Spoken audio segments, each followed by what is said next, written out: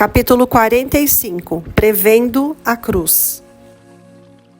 Mesmo antes de Cristo tomar sobre si a humanidade, ele viu toda a extensão do caminho que precisava trilhar para salvar o perdido.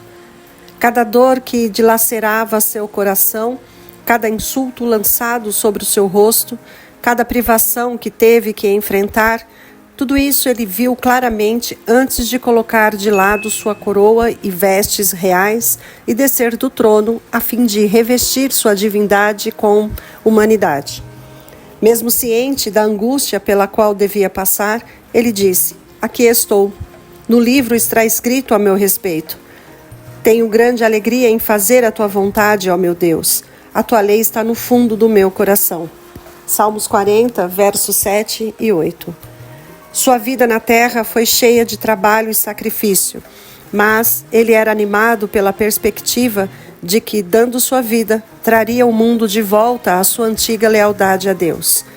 Ainda que precisasse primeiro receber o batismo de sangue, ainda que os pecados do mundo devessem pesar sobre o seu ser inocente, ainda que pendesse sobre ele uma indizível aflição, mesmo assim, considerando a alegria que tinha sido proposta, ele escolheu sofrer a cruz.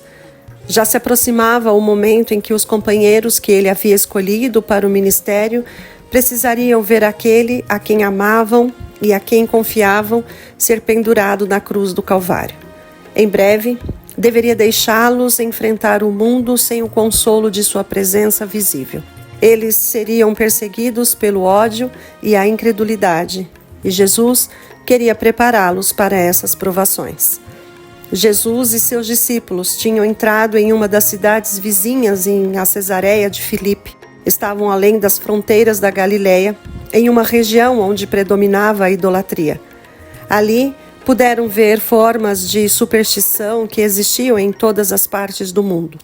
Jesus queria que a visão dessas coisas levassem os discípulos a sentir sua responsabilidade para com os pagãos. Ele estava para lhes contar sobre o sofrimento que o aguardava. Antes, porém, orou para que o coração deles estivesse preparado para receber suas palavras. Não disse a eles de imediato o que queria compartilhar, mas deu a oportunidade de confessar sua fé nele. Perguntou: "Quem os homens dizem que o Filho do Homem é?" Com tristeza, os discípulos admiraram que Israel não tinha reconhecido o seu Messias. As multidões em Betsaída quiseram proclamá-lo rei de Israel. Muitos estavam prontos para aceitá-lo como profeta, mas não acreditavam que ele era o Messias. Jesus, então, fez uma segunda pergunta relacionada com os próprios discípulos: "E vocês? Quem vocês dizem que eu sou?" Pedro respondeu: "Tu és o Cristo, o Filho do Deus vivo." Mateus capítulo 16, versos 15 e 16. Desde o princípio, Pedro havia acreditado que Jesus era o Messias. Muitos outros que aceitaram a Cristo começaram a alimentar dúvidas sobre a missão de João Batista quando ele foi aprisionado e levado à morte. E agora duvidavam de que Jesus era o Messias. Muitos dos que haviam esperado que Jesus assumisse seu lugar no trono de Davi o deixaram ao verem que ele não tinha essa intenção. Mas a inconstância daqueles que ontem aclamavam e hoje condenavam não destruiu a fé do genuíno seguidor do Salvador. Pedro declarou: "Tu és o Cristo, o Filho do Deus vivo." Ele não esperou que horas reais coroassem seu Senhor, mas o aceitou em sua humilhação. Ele não esperou que honras reais coroassem seu Senhor, mas o aceitou em sua humilhação. Pedro havia expressado a fé dos 12. A oposição dos sacerdotes e líderes religiosos, contudo, ainda os deixava bastante perturbados. Não conseguiam ver com clareza qual era a posição deles. A influência da primeira educação, os ensinamentos dos rabinos, o poder da tradição, tudo isso ainda bloqueava sua visão da verdade. Raios preciosos de luz brilhavam sobre eles, porém, muitas vezes agiam como se estivessem tateando no meio da escuridão. Mas nesse dia, o Espírito Santo desceu sobre eles com poder. Sob a aparência de humanidade, eles puderam ver a glória do Filho de Deus. Jesus respondeu para Pedro: Feliz é você, Simão, filho de Jonas, porque isso não lhe foi revelado por carne ou sangue, mas por meu Pai que está nos céus. A verdade que Pedro tinha falado é o alicerce da fé do crente. Deus não a revelara para Pedro por causa de alguma sabedoria ou bondade que houvesse nele. O fato de que Pedro reconheceu a glória de Cristo era uma prova de que havia sido ensinado por Deus. Jesus continuou: E eu lhe digo que você é Pedro, e sobre esta pedra edificarei a minha igreja, e as portas do Hades não poderão vencê-la. Mateus capítulo 16, verso 18. A palavra Pedro significa pedra, uma pedra movediça. Pedro não era a pedra sobre a qual a igreja seria fundada. As portas do Hades ou inferno, na verdade, o derrotaram quando ele negou seu Senhor com palavrões e juramentos. A igreja foi construída sobre aquela a quem as portas do inferno não podem vencer. Cristo é a rocha. Moisés havia apontado para a rocha da salvação de Israel. O salmista havia cantado sobre a minha rocha firme. Salmos 62, verso 7. Isaías escreveu: Por isso diz o soberano Senhor: Eis que ponho em Sião uma pedra já experimentada, para alicerce seguro. Isaías capítulo 28, verso 16. O próprio Pedro aplica essa profecia a Jesus. Agora vocês provaram que o Senhor é bom. À medida que se aproximaram dele, a pedra viva, rejeitada pelos homens, mas escolhida por Deus e preciosa para ele, vocês também estão sendo utilizados como pedras vivas na edificação de uma casa espiritual. 1 Pedro capítulo 2, versos de 3 a 5. Porque ninguém pode colocar outro alicerce além do que já está posto, que é Jesus Cristo. 1 Coríntios capítulo 3, verso 11. Sobre esta pedra, disse Jesus, edificarei a minha igreja. Cristo fundou sua igreja sobre a rocha viva, ele próprio, o seu próprio corpo, quebrantado e ferido por nós. As portas do inferno não vencerão a igreja construída sobre esse alicerce. Quão fraca parecia a igreja quando Cristo falou essas palavras. Havia apenas um punhado de crentes contra as quais demônios e homens dirigiam seu poder. Mas esses fiéis não deviam temer, pois não poderiam ser derrotados. Pedro havia expressado a verdade que constitui a base da fé da igreja, e Jesus, então, o honrou com um representante do corpo de crentes. Eu lhe darei as chaves do reino dos céus. O que você ligar na terra terá sido ligado nos céus, e o que você desligar na terra terá sido desligado nos céus. As chaves do reino dos céus são as palavras de Cristo. Todas as palavras das Santas Escrituras são dele. Essas palavras têm poder para abrir e fechar o céu. O trabalho dos que pregam a palavra de Deus é uma fragrância da vida para a vida e de morte para a morte. 2 Coríntios capítulo 2, verso 16. O Salvador não confiou a obra do Evangelho a Pedro individualmente. Mais tarde, repetindo as palavras faladas para Pedro, ele as aplicou à igreja e também aos 12, como representantes do corpo de crentes. Se Jesus tivesse delegado qualquer autoridade especial para um discípulo acima dos demais, não os encontraríamos discutindo sobre quem seria o maior entre eles. Eles teriam aceitado aquele que Jesus escolheu. Em vez de apontar um deles para ser o líder dos demais, Cristo disse: Vocês não devem ser chamados rabis, tampouco vocês devem ser chamados chefes, porquanto vocês têm só chefe, o Cristo. Mateus capítulo 23, verso 8 a 10. O cabeça de todo homem é Cristo, Deus que pôs todas as coisas sob os pés do Salvador. O designou como cabeça de todas as coisas para a igreja, que é o seu corpo, a plenitude daquele que enche todas as coisas. 1 Coríntios capítulo 11, verso 3, Efésios capítulo 1, versos 22 e 23. A igreja está construída tendo Cristo como seu fundamento e não tem que depender de qualquer pessoa ou ser controlada por sabedoria ou poder humano. Muitos afirmam que uma posição de confiança na igreja lhes dá autoridade para determinar o que outros devem crer e fazer. O Salvador declara: todos vocês são irmãos. Mateus capítulo 23, verso 8. Não podemos depender de nenhum ser finito para nos guiar. A rocha da fé é a presença viva de Cristo na igreja. Os que acham que são mais fortes provarão ser os mais fracos, a menos que façam de Cristo a sua fonte de poder. Jesus instruiu os discípulos para que não dissessem que ele era o Cristo. O povo, inclusive os discípulos, tinham um conceito tão falso sobre o Messias que um anúncio público não lhes daria uma ideia verdadeira sobre o seu caráter ou obra.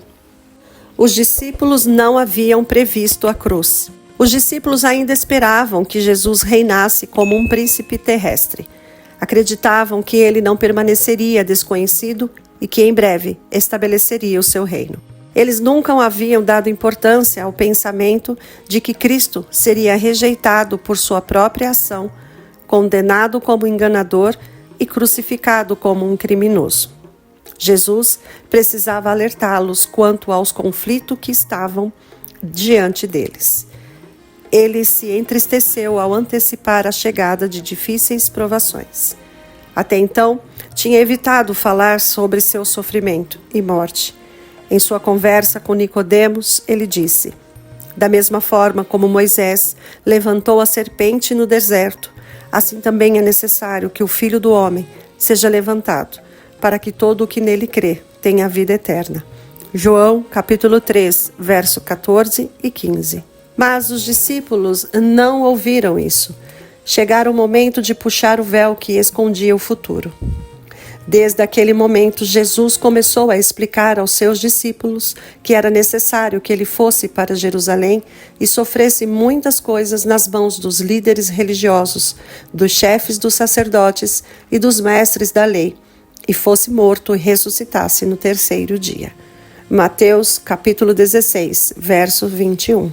Os discípulos escutaram isso mudos de espanto e de dor. Cristo havia aceitado o reconhecimento de Pedro de que ele era o Filho de Deus. E agora, suas palavras, que apontavam para o seu sofrimento e morte, pareciam incompreensíveis. Pedro não pôde se manter calado. Abraçando fortemente o mestre, como se quisesse impedi-lo de prosseguir rumo à tragédia que se aproximava, disse: Nunca, Senhor, isso nunca te acontecerá. Pedro amava ao Senhor, mas Jesus não o louvou por desejar protegê-lo do sofrimento. As palavras de Pedro não serviam de ajuda e conforto para Jesus na grande prova que estava diante dele. Elas não estavam em harmonia com o plano de Deus para o mundo perdido, nem com a lição de sacrifício que Jesus veio ensinar mediante seu exemplo. A impressão dada pelas palavras de Pedro foi diretamente oposta àquela que Cristo queria causar na mente dos seus seguidores, e o Salvador foi impelido a pronunciar uma das mais severas repreensões que já saíram dos seus lábios. Para trás de mim, Satanás, você é uma pedra de tropeço para mim, e não pensa nas coisas de Deus, mas nas dos homens. Satanás estava tentando chegar a Jesus. Satanás estava tentando desanimar Jesus e desviá-lo de sua missão. E o porta-voz da tentação foi Pedro. O príncipe do mal, autor desse pensamento, era quem estava por trás do apelo impulsivo de Pedro. Satanás havia oferecido a Cristo o domínio do mundo. Bastaria para isso que ele abandonasse o caminho da humilhação e sacrifício. Agora, o inimigo tentava fixar o olhar de Pedro na glória terrestre para que ele não visse a cruz. Mais uma vez, ele insistia em tentar Jesus, agora por meio de Pedro. O Salvador ignorou a tentação. Seu pensamento estava em seu discípulo. Satanás havia se colocado entre Pedro e o seu mestre. Cristo se dirigiu àquele que tentava separar Pedro do seu Redentor. Para trás de mim, Satanás. Deixe-me estar frente a frente com Pedro para que eu possa mostrar para ele o mistério do meu amor. Foi uma lição amarga e Pedro a aprendeu vagarosamente. O caminho de Cristo passa por agonia e humilhação. Mas no calor da fornalha, o discípulo iria aprender que há bênçãos nesse caminho.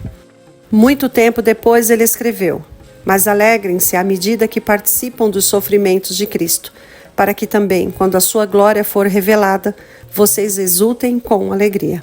1 Pedro, capítulo 4, verso 13.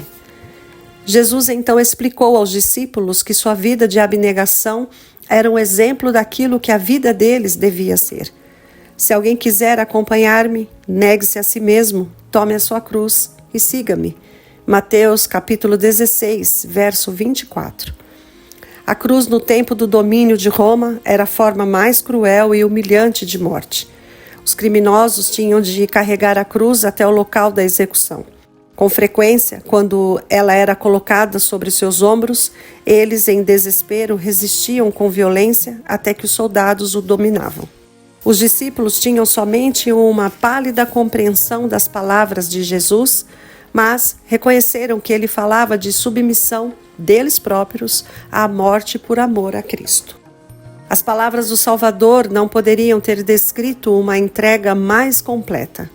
Foi pelos discípulos que ele havia aceitado tudo aquilo. Ele deixou o céu por uma vida de acusações e insultos e por uma morte vergonhosa. Era rico com os tesouros sem preço do céu, mas se tornou pobre para que, por meio da sua pobreza, nós pudéssemos ser ricos. Devemos seguir no caminho que ele andou. Amor pelos outros significa a crucifixão do próprio eu. Um filho de Deus deve se considerar como um elo de uma corrente baixada para salvar o mundo, um com o outro, indo com ele, buscar e salvar o perdido. Cristãos são pessoas consagradas a Deus. Com seu caráter, elas devem se revelar Cristo ao mundo. Quem quiser salvar a sua vida, a perderá, mas quem perder a sua vida, por minha causa, a encontrará. Egoísmo é morte. O coração que é incapaz de mandar o sangue vital para a mão e a cabeça rapidamente, perderá a força. Assim é o amor de Deus difundido em cada parte do seu corpo espiritual. Somos membros um dos outros, e aquele que se recusa a compartilhar, perecerá. Jesus disse: pois que adianta o homem ganhar o mundo inteiro e perder a sua alma? Ou o que o homem poderia dar em troca de sua alma? Cristo apontava para os discípulos sua vida em glória com os anjos do céu. Então disse: ele recompensará a cada um de acordo com o que tenha feito. E para que se animassem, prometeu: garanto-lhes que alguns dos que aqui se acham não experimentarão a morte antes de verem o Filho do Homem vindo em seu reino. Os discípulos não entenderam suas palavras. Estavam concentrados na pobreza, humilhação e sofrimento. Será que eles não veriam seu Senhor sendo elevado ao trono de Davi? Seria Cristo desprezado, rejeitado e levado à morte? A tristeza encheu o coração deles, pois parecia inacreditável que o Filho de Deus devesse passar por tão cruel humilhação. Por que devia ele ir voluntariamente a Jerusalém para receber o tratamento que o esperava por lá? Como podia ele se resignar a tal sorte, deixando-os numa escuridão maior do que aquela em que tateavam antes de Cristo se revelar para eles? Os discípulos avaliaram que na região de Cesareia de Filipe, Cristo não precisaria temer o ódio dos judeus ou o poder dos romanos. Por que então não trabalhar lá? Por que se entregar à morte? Se ele tivesse que morrer, como estabeleceria seu reino tão firmemente que os portais do inferno não pudessem vencê-lo? Isso era de fato um mistério. Naquele momento eles estavam viajando rumo à cidade onde todas as suas esperanças seriam esmagadas. Juntos, conversavam em tom baixo e triste sobre o futuro. Talvez algum evento não previsto pudesse evitar a tragédia que parecia estar reservada para o Senhor. E por 6 dias longos e sombrios, eles duvidaram, esperaram e sentiram medo.